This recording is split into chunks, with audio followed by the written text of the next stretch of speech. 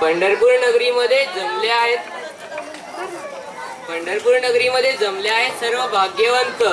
रत्नत्रय संस्कार शिबिरानिमित्त होत आहेत ज्ञानवंत. चला चला अहो चला चला जाणून घेऊयात धर्म अनेकांत. नष्ट करियत एकांत चित्त होईल शांत.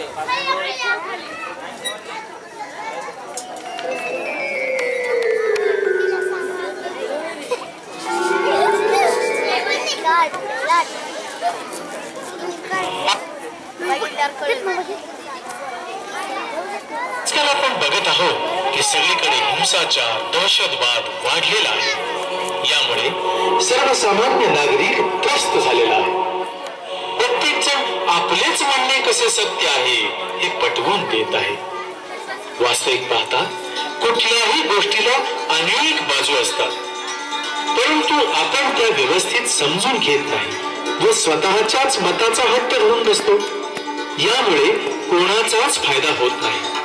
सगळीकडे शांतता प्रस्थापित व्हावी असे वाटत असेल तर आपण वस्तूचे स्वरूप नीट समजावून घेतले पाहिजे. वस्तूचे स्वरूप जाणणे म्हणजेच धर्म जाणणे. वस्तूचे खरे स्वरूप आपण अनेकांत समजून घेऊनच जाणू शकतो. अशा या अनेकांताचे स्वरूप समजून घेऊया एका छोट्याशा उदाहरणामधून. ही छोटी छोटी मुलं आपल्याला दिसतात ना, ही सर्व मुलं अंध आहेत. त्यांना काहीच दिसत नाही. ही सर्व मुलं फिरत फिरत जंगलात आली आणि एका हत्तीजवळ आली. थोड्याच वेळात ती सर्व मुलं आपापसात भांडू लागली. अरे मित्र, हा प्राणी मला भित्तीसारखा वाटतोय. नाही रे, हा तर दोरीसारखा आहे. अरे वेडा आहेस का तू? हा सरळ खंबासारखा वाटतोय. तुम्ही सर्वजण खोटं बोलता. हा तर तुपासारखा आहे. तूप कशाला पाहिजे?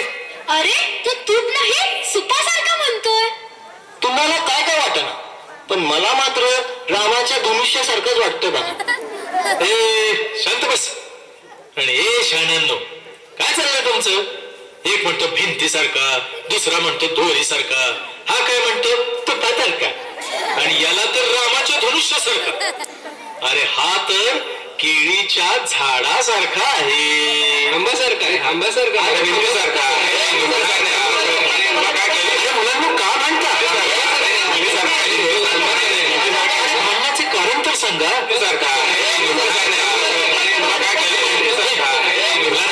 शांत बसा, शांत बसा.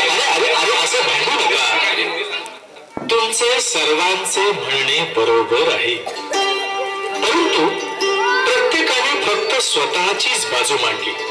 दुसऱ्याचा विचार न करताच हट्ट धरून बसला.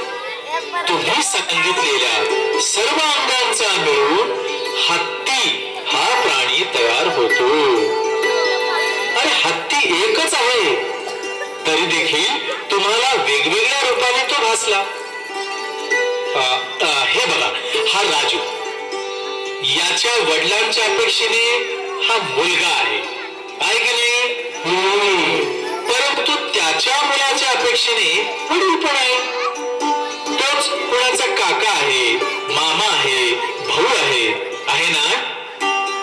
म्हणजे एकच व्यक्ती अनेक नात्याने ओळखला जातो. त्याचप्रमाणे प्रत्येक वस्तू अनेक गुणांनी युक्त आहे. जसे नित्य अनित्य, सत असत, एक अनेक असे अनेकांतमय जैन धर्माचं स्वरूप आहे. असा हा अनेकांत महात्मा गांधी, आईन्स्टाईन, डॉक्टर राधाकृष्णन यांनाही प्रिय होता. हे अनेकांताचे स्वरूप कसे आहे, जरा आम्हाला सोप्या भाषेत सांगा ना. जसे नित्य व अनित्य हे दोन्ही धर्म एकाच वस्तूत आहेत. पहा, आपण या शरीरात आहोत व मेल्यावर दुसरे शरीर धारण करणार. यातील आपला जीव तोच पुढच्या शरीरात जाणार, हा नित्य धर्म आहे. पहिल्या शरीराचा अंत होणार व नवीन शरीर धारण करणार, हा अनित्य धर्म आहे. नित्य अनित्य समजले, पण त्याचा फायदा काय? आपण स्वतःला या जन्मापुरतेच मानतो. खा मजा करा, एवढेच. आपण केलेल्या पापाचा, अन्यायाचा, अत्याचाराचा, अभक्ष्य सेवनाचा विचार करतच नाही. याचे फळ आपल्याला या जन्मात नाही तर पुढच्या जन्मात तर भोगावेच लागते. जर हे नित्य अनित्य धर्माचे स्वरूप समजले तर आपण पाप करण्याआधीच विचार करू. अहो, पण अनेकांत समजल्यावर आम्हाला काय फायदा? छान प्रश्न विचारलास बरं का. बघा, वस्तूला पाहण्याच्या अनेक बाजू आहेत. हे समजल्यामुळे समोरील व्यक्तीच्या अपेक्षा समजतील, स्वतःच्या मताचा हट्ट संपेल व एकांतामुळे होणारा वाद, वैर, द्वेष, भांडण हे सर्व संपेल. खरंच? हो, खरंच. म्हणजे मम्मी पप्पांचे पण भांडण संपेल? हो हो, नक्कीच संपणार. म्हणजे सर्वांचेच म्हणणे बरोबर होते, पण आपण एकमेकांच्या अपेक्षाच लक्षात घेतल्या नाही. असे हे सर्वांग सुंदर अनेकांताचं स्वरूप जैन धर्मामध्ये आहे. म्हणजे हा धर्म किती श्रेष्ठ आहे, नाही का? अरे बाळांनो, खरोखरीच तुम्हाला आता तत्वज्ञानाची दृष्टी मिळाली.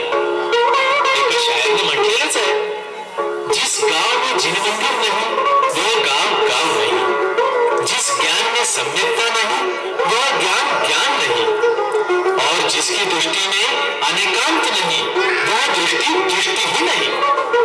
अनेकांतामुळे समता, दया, अहिंसा सहज प्रकट होईल व हाच विश्वशांतीचा उपाय आहे.